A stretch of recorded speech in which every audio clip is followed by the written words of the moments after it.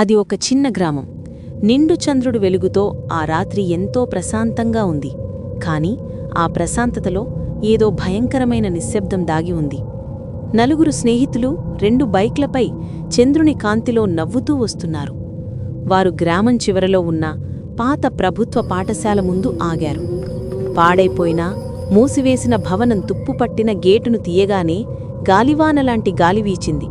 కాని వారు పట్టించుకోకుండా మద్యం భోజనం తీసుకుని లోపలికి వెళ్లారు. పాడైపోయిన క్లాస్ రూంలో కూర్చుని మద్యం తాగుతూ నవ్వులు పోయించారు. వారి నవ్వులు చీకట్లో మారుమ్రోగాయి.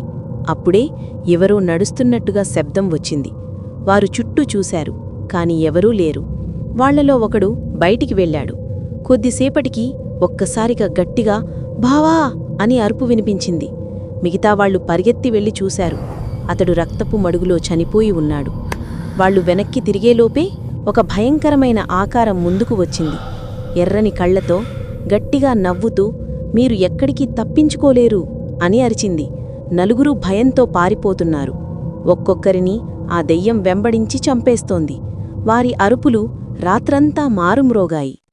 చివరి వ్యక్తి గేటు దగ్గరకు వచ్చి సహాయం కోసం అరిచాడు.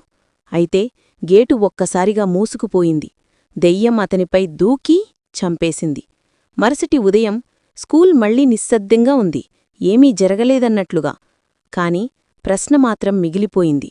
ఆ దెయ్యం ఎవరు? ఆ స్కూల్లో ఎందుకుంది? ఆ రహస్యం ఏమిటి?